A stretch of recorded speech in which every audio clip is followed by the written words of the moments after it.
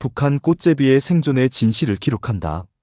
1990년대 중반, 북한 전역의 기차역과 시장에는 낯선 풍경이 펼쳐졌습니다. 더러운 옷을 입고 앙상하게 마른 아이들이 구걸하고 음식을 훔치고 추운 겨울밤 화장실 바닥에서 잠을 청했습니다. 북한 사람들은 이 아이들을 꽃제비라고 불렀습니다. 꽃씨가 바람에 날려 이곳저곳을 떠도는 것처럼 이 아이들도 거처 없이 전국을 떠돌아다녔기 때문입니다. 오늘 우리는 북한 꽃제비의 역사와 실상을 살펴보고자 합니다. 이는 단순히 불황아동의 문제가 아닙니다. 한 국가 체제의 붕괴, 인간 생존의 한계, 그리고 그럼에도 불구하고 살아남으려는 의지에 대한 이야기입니다. 발생 배경 고난의 행군 시기. 꽃제비 현상을 이해하기 위해서는 먼저 1990년대 북한의 상황을 알아야 합니다. 1991년 소련이 붕괴하면서 북한은 최대 우방국과 경제 지원을 잃었습니다. 같은 시기 동유럽 사회주의 국가들도 몰락하면서 북한은 국제적으로 고립되었습니다. 설상가상으로 1994년에는 북한 체제의 절대 권력자였던 김일성 주석이 사망했습니다. 경제는 급속도로 악화되었습니다. 공장이 멈추고 광산이 폐쇄되고 농업 생산이 급감했습니다. 북한은 소련으로부터 저렴한 가격에 석유와 비료를 공급받았는데 이것이 끊기자 트랙터도 움직일 수 없었고 화학비료도 생산할 수 없었습니다. 1995년과 1996년 북한은 연이은 대홍수를 겪었습니다. 이미 약해진 농업 기반이 완전히 무너졌습니다. 1997년에는 가뭄이 찾아왔습니다. 북한 당국은 이 시기를 고난의 행군이라고 명명했습니다. 한국전쟁 당시 빨치산들이 겪었던 고난에 빗댄 표현이었습니다. 하지만 고난이라는 단어는 현실을 충분히 담아내지 못했습니다. 이것은 대기근이었습니다. 국가 배급제도가 완전히 붕괴되었습니다. 1990년대 초반까지만 해도 북한 주민들은 직장이나 지역 배급소에서 식량을 받았습니다. 하지만 이제 배급소는 텅 비었습니다. 사람들은 배급은 꿈도 꾸지 말라고 말했습니다. 얼마나 많은 사람이 죽었을까요? 정확한 통계는 없습니다. 북한 당국은 공식 통계를 발표하지 않았고 외부의 조사도 허용하지 않았습니다. 연구자들의 추정치는 최소 30만 명에서 최대 300만 명까지 편차가 큽니다. 탈북자들의 증언을 종합하면 대략 100만 명 전후가 사망했을 것으로 보입니다. 당시 북한 인구가 약 2200만 명이었으니 전체 인구의 4.5%가 굶어 죽은 것입니다. 사람들은 나무 껍질을 벗겨 먹었습니다. 풀뿌리를 캐 먹었습니다. 옥수수 대궁을 삶아 먹었습니다. 이 밥의 고깃국은 북한이 선전하던 사회주의 낙원의 상징이었지만 이제 사람들은 풀죽으로 연명했습니다. 가장 큰 타격을 받은 것은 함경도 지역이었습니다. 함경북도와 함경남도는 공업 중심 지역으로 공장 노동자들이 많았습니다. 공장이 멈추자 이들은 수입원을 완전히 잃었습니다. 농촌 지역은 그래도 자급자족이 가능했지만 도시 노동자들은 배급 없이는 살 수 없었습니다. 이런 상황에서 가정이 붕괴되기 시작했습니다. 부모가 굶어 죽었습니다. 살아남은 부모들도 자녀를 먹여 살릴 수 없었습니다. 어떤 부모들은 아이들에게 이렇게 말했습니다. 엄마는 너희를 먹일 수가 없다. 너희들끼리라도 나가서 살아봐라. 처음에 아이들은 며칠 후 돌아올 생각으로 집을 나섰습니다. 하지만 집으로 돌아가도 먹을 것이 없었습니다. 부모는 더 이상 그곳에 없었습니다. 집은 텅 비어 있었습니다. 아이들은 거리로 내몰렸습니다. 이것이 꽃제비의 탄생 배경입니다. 생활 실태로 본 생존의 기술. 꽃제비들은 어떻게 살았을까요? 탈북자들의 증언을 통해 그들의 일상을 재구성해 보겠습니다. 기차역 꽃제비들의 본거지. 청진역, 회령역, 함흥역, 평양역. 북한 전역의 기차역은 꽃제비들의 주요 집결지였습니다. 기차역에는 여러 가지 이점이 있었습니다. 첫째, 지붕이 있어 비와 눈을 피할 수 있었습니다. 둘째, 여행객들이 많아 구걸할 대상이 풍부했습니다. 셋째, 기차를 타고 다른 지역으로 이동할 수 있었습니다. 넷째, 대합실과 화장실이 있어 잠을 잘 수 있었습니다. 함경북도 청진시에서 탈북한 한 증언자는 이렇게 말했습니다. 청진역 대합실에는 항상 50명에서 100명 정도의 꽃제비들이 있었습니다. 겨울에는 더 많았죠. 화장실 바닥에서 서로 껴안고 자는 아이들이 많았습니다. 아침에 가보면 그중 한두 명은 얼어 죽어 있었습니다. 역 직원들과 보안원들은 정기적으로 꽃제비들을 쫓아냈습니다. 하지만 아이들은 다시 돌아왔습니다. 갈 곳이 없었기 때문입니다. 구걸 가장 기본적인 생존법. 구걸은 꽃제비들의 가장 기본적인 생존 방식이었습니다. 아이들은 여행객들에게 다가가 이렇게 말했습니다. 아저씨, 밥 한 숟가락만 주세요. 이모, 저 엄마가 돌아가셨어요. 배가 너무 고파요. 할머니, 사흘째 아무것도 못 먹었어요. 어린아이일수록 구걸 성공률이 높았습니다. 사람들은 앙상하게 마른 5살, 6살짜리 아이를 보면 동정심을 느꼈습니다. 반면 15살, 16살이 되면 사람들의 반응은 달랐습니다. 저 나이면 일을 해야지 왜 구걸을 하나라는 반응이었습니다. 그래서 나이가 많은 꽃제비들은 어린아이들을 데리고 다니며 구걸을 시켰습니다. 일종의 두목체제였습니다. 어린아이가 받아온 음식이나 돈을 나이 많은 아이들이 걷어갔습니다. 어린아이들은 보호를 받는 대가로 이를 받아들였습니다. 절도 위험한 생존 전략. 구걸만으로는 살기 어려웠습니다. 특히 겨울철에는 거리에 사람이 적어 구걸 수입이 줄었습니다. 꽃제비들은 절도에 의존했습니다. 북한에서는 이를 딱이라고 불렀습니다. 가장 흔한 절도 대상은 시장의 음식이었습니다. 장마당에서 장사하는 아주머니들의 뒤통수를 치고 음식을 낚아채 도망가는 것이었습니다. 여러 명이 조를 짜서 하기도 했습니다. 한 명이 주의를 분산시키면 다른 한 명이 물건을 훔쳤습니다. 기차에서의 절도도 일반적이었습니다. 승객들이 잠들면 짐을 뒤지거나 주머니를 털었습니다. 일부 대담한 꽃제비들은 집에 침입하기도 했습니다. 하지만 절도는 위험했습니다. 붙잡히면 심한 구타를 당했습니다. 시장 장사꾼들은 꽃제비들을 매우 싫어했습니다. 자신들도 먹고 살기 어려운데 물건을 도둑 맞으면 그날 장사가 끝이었기 때문입니다. 붙잡힌 꽃제비는 매를 맞거나 보안원에게 넘겨졌습니다. 보안원들도 꽃제비들을 가혹하게 대했습니다. 구타는 기본이었고 나이가 많은 경우 노동 단련대나 집결소로 보내졌습니다. 음식 쓰레기 생존의 마지막 보루. 많은 꽃제비들이 음식 쓰레기를 뒤졌습니다. 식당 뒤, 집집마다 내놓은 쓰레기통, 시장 구석. 아이들은 먹을 수 있는 것을 찾아 헤맸습니다. 한 탈북 여성은 이렇게 증언했습니다. 저는 8살 때 꽃제비가 되었습니다. 처음에는 쓰레기를 뒤지는 것이 너무 창피했습니다. 하지만 배가 고프면 그런 것은 중요하지 않았습니다. 오이 껍질, 무 꼭지, 옥수수대, 무엇이든 주워 먹었습니다. 노동일을 통한 생존. 일부 꽃제비들은 노동을 통해 돈을 벌었습니다. 시장에서 짐을 날라주고 몇 푼을 받았습니다. 기차역에서 승객의 짐을 옮겨주고 음식을 받았습니다. 농촌에 가서 농사일을 거들고 옥수수 몇 개를 받기도 했습니다. 겨울철에는 석탄을 주워 팔았습니다. 기차 선로변에 떨어진 석탄을 주워 시장에 팔면 하루 먹을 것 정도는 벌 수 있었습니다. 조금 나이가 들면 더 체계적인 일을 했습니다. 시장에서 장사를 시작하거나 개인 집에 고용되어 일하기도 했습니다. 계절의 변화. 여름과 겨울. 꽃제비들에게 계절은 생과 사의 문제였습니다. 여름은 상대적으로 견딜만 했습니다. 날씨가 따뜻해 잠자리 걱정이 적었습니다. 들판에서 풀을 뜯어먹을 수 있었습니다. 과일이 익는 계절에는 과수원에 몰래 들어가 과일을 훔쳐먹기도 했습니다. 하지만 겨울은 지옥이었습니다. 북한의 겨울은 매우 춥습니다.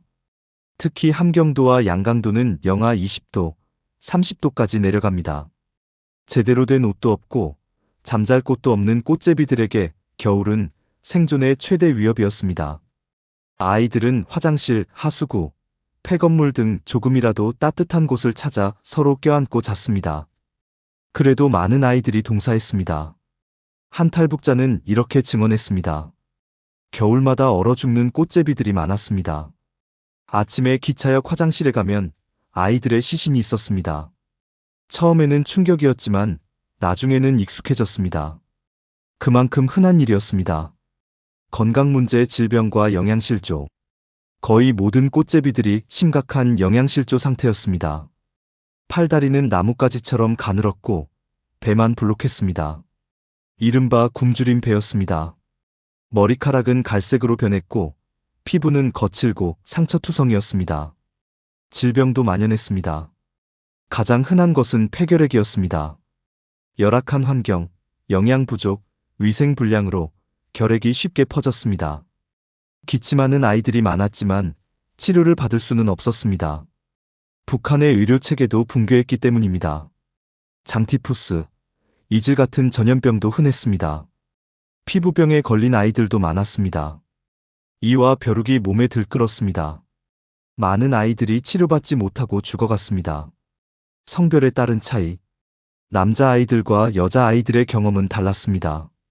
남자 아이들은 좀 더 공격적으로 절도와 강도 행위를 했습니다.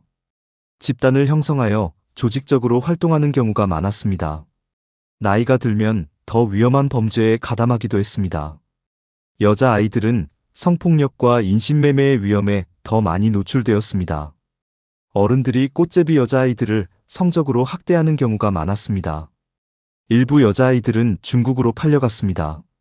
중국의 농촌 총각에게 강제로 시집가거나 성매매에 동원되었습니다. 임신하는 경우도 있었습니다. 15살, 16살의 꽃제비 소녀가 아기를 낳는 일이 있었습니다. 이들은 어떤 도움도 받지 못한 채 아기와 함께 거리를 떠돌았습니다. 지역별 현황. 꽃제비 현상은 전국적이었지만 지역마다 양상이 달랐습니다. 함경북도는 꽃제비의 수도였다. 함경북도는 꽃제비가 가장 많은 지역이었습니다. 청진, 회령, 무산, 온성 등 주요 도시마다 수백 명의 꽃제비들이 있었습니다. 함경북도가 특히 심각했던 이유는 여러 가지였습니다.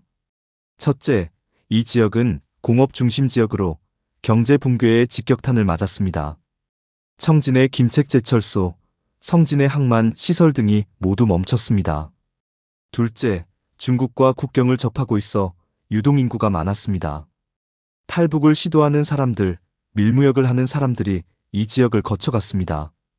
꽃제비들도 중국으로 넘어가려 시도했습니다. 셋째, 기후가 춥고 농업 생산이 적었습니다. 산악지형이 많아 식량 자급이 어려웠습니다. 청진역은 북한에서 가장 큰 기차역 중 하나로 꽃제비들의 대표적 집결지였습니다. 한 탈북자는 1990년대 후반 청진역에는 항상 수백 명의 꽃제비가 있었다고 증언했습니다. 회령 역시 마찬가지였습니다. 회령은 중국 국경과 가까워 탈북의 관문이었습니다. 많은 꽃제비들이 회령에서 두만강을 건너 중국으로 갔습니다. 일부는 중국에서 구걸하고 돌아왔고, 일부는 인신매매되었고, 일부는 한국으로 왔습니다. 함경남도 함흥과 그 주변. 함경남도의 중심 도시 함흥도 상황이 나빴습니다. 함흥은 북한 제2의 도시로 화학공업의 중심지였습니다. 흥남비료 공장, 함흥비닐론 공장 등 대규모 공장들이 있었지만 1990년대에 모두 가동을 멈췄습니다. 함흥역과 시장 주변에 많은 꽃제비들이 모였습니다. 함흥 출신 탈북자는 함흥시장 주변에는 항상 굶주린 아이들이 있었다. 특히 겨울철에는 더 많았다고 말했습니다. 양강도 산속의 고난. 양강도는 북한에서 가장 오지입니다. 산악지형이 대부분이고 겨울은 혹독하게 춥습니다. 도청 소재지인 해산은 중국과 접경한 국경 도시입니다. 양강도의 꽃제비들은 특히 어려웠습니다. 추운 날씨, 낙후된 경제, 식량 부족이 겹쳤습니다. 일부 아이들은 해산에서 압록강을 건너 중국으로 갔습니다. 중국 쪽 마을에서 구걸하거나 일을 하고 돌아오기도 했습니다. 평안도 상대적으로 나은 지역. 평안북도와 평안남도는 함경도보다 상황이 나았습니다. 평양과 가깝고 농업 생산이 상대적으로 좋았기 때문입니다. 그러나 여전히 꽃제비들이 있었습니다. 신의주, 정주, 평성, 남포 등 주요 도시에서 꽃제비들을 볼 수 있었습니다. 신의주는 중국과의 최대 교역 창구로 압록강 철교를 통해 중국과 연결됩니다. 이곳에도 많은 꽃제비들이 모였습니다. 평양 체제의 쇼인도. 평양은 특별했습니다. 북한 당국은 평양을 사회주의 낙원의 모델로 선전했습니다. 평양에 꽃제비가 있다는 것은 체제에 큰 타격이었습니다. 따라서 평양에서는 꽃제비 단속이 매우 엄격했습니다. 평양역이나 시장에서 꽃제비가 발견되면 즉시 붙잡혀 추방되거나 수용시설로 보내졌습니다. 그럼에도 불구하고 1990년대 후반에는 평양에도 꽃제비들이 나타났습니다.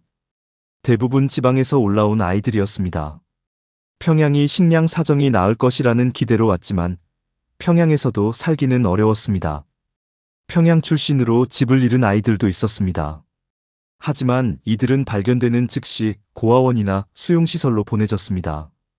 평양 거리에서 공개적으로 구걸하는 것은 용납되지 않았습니다. 황해도와 강원도, 황해남도와 황해북도는 북한의 곡창지대입니다. 농업이 주산업인 이곳은 공업지역보다 식량 사정이 나았습니다.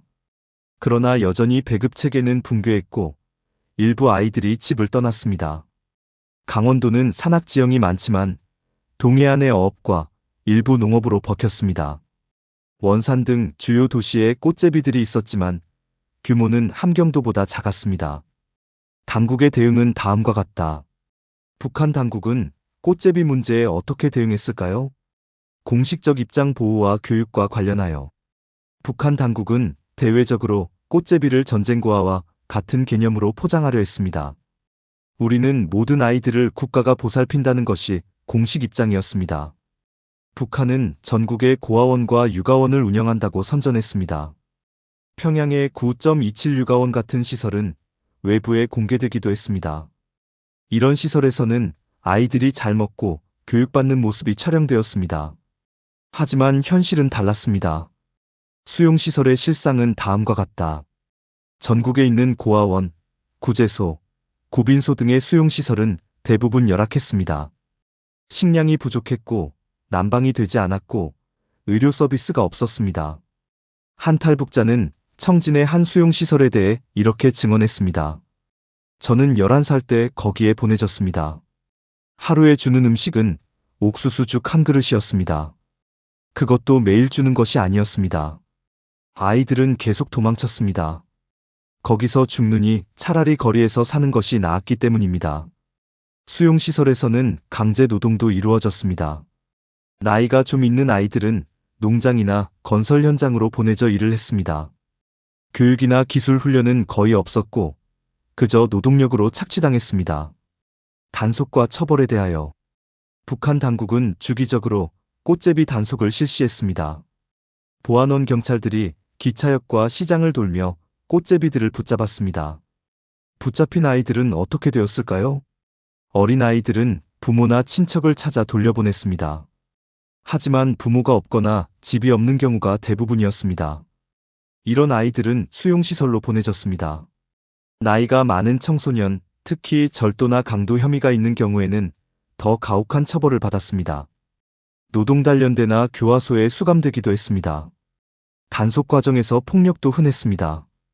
보안원들이 꽃제비들을 구타하는 것은 일상적이었습니다. 교육이라는 명목으로 매를 들었습니다.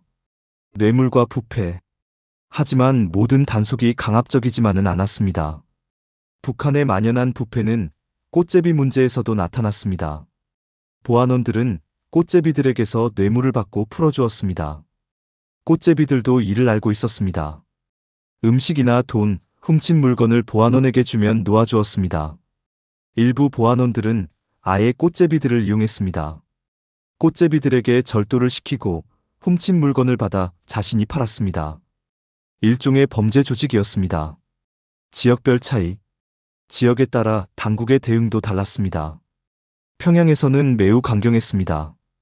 꽃제비를 발견하는 즉시 붙잡아 지방으로 추방하거나 수용시설로 보냈습니다.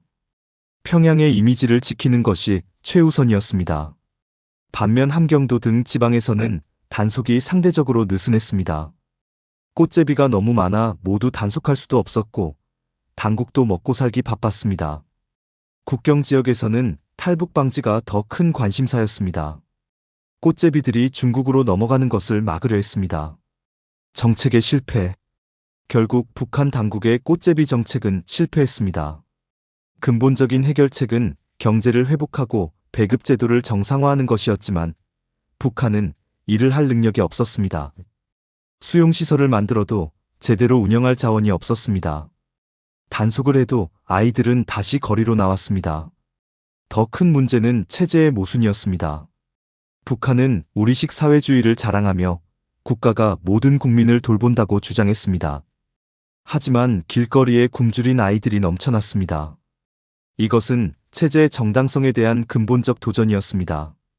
당국은 이 모순을 인정하지 않았습니다. 대신 꽃제비 문제를 숨기려 했습니다. 외국 언론에는 보이지 않게 하고 공식 통계를 발표하지 않고 문제가 없는 것처럼 행동했습니다. 하지만 북한 주민들은 모두 알고 있었습니다. 인간적 이야기들, 통계와 정책을 넘어 꽃제비들은 실제 인간이었습니다. 탈북자들의 증언을 통해 몇 가지 이야기를 들어보겠습니다. 민수의 이야기, 가명으로 함경북도 출신. 민수는 1989년생으로 7살 때 꽃제비가 되었습니다. 1996년 겨울, 아버지가 굶어 돌아가셨습니다. 어머니는 저와 여동생을 데리고 중국으로 가려 했지만 국경을 넘다가 붙잡혔습니다. 어머니는 수용소로 보내졌고 우리 남매는 할머니 집으로 보내졌습니다. 할머니도 먹을 것이 없었습니다. 저는 스스로 집을 나왔습니다. 여동생은 할머니가 데리고 계셨습니다. 처음 며칠은 정말 무서웠습니다. 기차역에서 잤는데 밤이 되면 커다란 쥐들이 나왔습니다. 다른 꽃제비들도 무서웠습니다. 나이 많은 아이들이 어린 아이들을 괴롭혔습니다. 저는 다행히 착한 형을 만났습니다. 15살쯤 된 형이었는데 저를 데리고 다니며 보호해 주었습니다. 형은 절도를 아주 잘했습니다. 시장에서 물건을 훔치면 저에게도 나눠주었습니다. 겨울이 가장 힘들었습니다.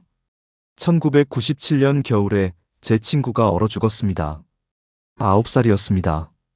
우리는 화장실에서 함께 자고 있었는데 아침에 일어나 보니 그 친구가 죽어 있었습니다. 저는 1999년에 중국으로 넘어갔습니다. 중국에서 2번 붙잡혀 북한으로 송환되었지만 3번째에 성공했습니다. 그리고 결국 한국에 왔습니다. 지금도 가끔 그때 함께 있던 아이들을 생각합니다. 그들은 어떻게 되었을까요? 살아있을까요? 순이의 이야기는 가명으로 함경남도 출신. 순이는 1987년생으로 10살 때 꽃제비가 되었습니다. 저희 어머니는 장사를 하러 다니셨는데 어느 날 돌아오지 않으셨습니다. 나중에 들으니 중국에 가다가 두만강에 빠져 돌아가셨다고 했습니다. 아버지는 원래 술을 좋아하셨는데 어머니가 돌아가신 후 더 심해졌습니다. 저와 오빠를 때렸습니다. 오빠는 먼저 집을 나갔고 저도 결국 집을 나왔습니다. 여자아이로 거리에서 사는 것은 더 위험했습니다. 어른 남자들이 저를 괴롭혔습니다. 어떤 아저씨가 친절한 척하며 밥을 사준다고 했는데 저를 이상한 곳으로 데려가려고 했습니다. 저는 도망쳤습니다. 저는 주로 시장에서 장사하는 아주머니들의 일을 도와주며 지냈습니다. 짐을 날라주거나 물건을 지켜주면 밥을 주거나 약간의 돈을 주셨습니다. 14살 때 한 아주머니가 저를 집으로 데려가셨습니다. 그 집에서 몇 년간 일을 했습니다. 많이 힘들었지만 거리에서 사는 것보다는 나았습니다. 18살 때 중국으로 갔습니다. 중국 남자와 결혼했는데 제가 원한 것은 아니었습니다. 브로커가 저를 팔았습니다. 하지만 그 남자는 나쁜 사람은 아니었습니다. 몇 년 후 한국으로 왔습니다. 지금은 공장에서 일하며 살고 있습니다. 제 인생이 정상적이라고 할 수는 없지만 그래도 살아있습니다. 형제의 이야기는 가명으로 양강도 출신. 철수와 영수 형제는 각각 12살, 9살에 꽃제비가 되었습니다. 1997년 저희 부모님이 모두 돌아가셨습니다. 저희는 해산거리를 떠돌았습니다. 형인 제가 동생을 데리고 다녔습니다. 겨울이 너무 추웠습니다. 해산은 북한에서 가장 추운 곳 중 하나입니다. 영하 30도까지 내려갑니다. 동생은 동상에 걸렸습니다. 발가락 2개를 잃었습니다. 우리는 중국으로 가기로 했습니다. 압록강을 건넜습니다. 중국에서 조선족 마을에 갔습니다. 사람들이 불쌍히 여겨 밥을 주었습니다. 하지만 중국 공안에 붙잡혔습니다. 북한으로 송환되었습니다. 구타당하고 한 달간 수용소에 있었습니다. 나와서 다시 시도했습니다. 이번에는 성공했습니다. 중국에서 몇 년을 숨어 살았습니다. 그리고 한국으로 왔습니다. 동생은 지금 대학생입니다. 제가 공장에서 일하며 동생 학비를 대고 있습니다. 동생은 공부를 잘합니다. 의사가 되고 싶다고 합니다. 우리가 살아남은 것이 기적입니다. 함께 있었던 다른 아이들 중 많은 수가 죽었습니다. 우리는 운이 좋았습니다. 이런 이야기들은 꽃제비 현상의 인간적 면모를 보여줍니다. 통계 뒤에는 실제 아이들이 있었고 그들 각자에게는 이름과 이야기가 있었습니다. 현재와 미래는 이렇게 이루어진다. 2000년대 이후 꽃제비 현상은 어떻게 변했을까요? 감소 추세는 2000년대 들어 북한 경제는 최악의 상태에서 벗어났습니다. 완전히 회복된 것은 아니지만 1990년대만큼 극심하지는 않았습니다. 가장 큰 변화는 시장 경제의 확산이었습니다. 북한 당국은 공식적으로는 인정하지 않았지만 전국에 장마당이 생겨났습니다. 주민들은 시장에서 물건을 사고 팔며 생계를 유지했습니다. 배급제도는 여전히 작동하지 않았지만 시장을 통해 식량을 구할 수 있게 되었습니다. 돈만 있으면 쌀도 살 수 있었습니다. 이런 변화로 꽃제비의 수는 크게 감소했습니다. 가정이 아이들을 먹여 살릴 수 있게 되었기 때문입니다. 완전한 소멸은 아니었습니다. 하지만 꽃제비가 완전히 사라진 것은 아닙니다. 여전히 가난한 가정의 아이들이 거리로 나왔습니다. 특히 지방 도시와 농촌 지역에서는 꽃제비가 존재했습니다. 형태도 변했습니다. 과거처럼 완전히 방치된 아이들보다는 낮에 시장에서 일하고 밤에 집으로 돌아가는 반꽃제비 형태가 많아졌습니다. 또는 짧은 기간 동안만 거리를 떠도는 경우도 있었습니다. 최근의 악화 원인은 2017년 이후 국제사회의 대북 제재가 강화되면서 북한 경제는 다시 어려워졌습니다. 특히 2020년부터 시작된 코로나19 팬데믹은 큰 타격을 주었습니다.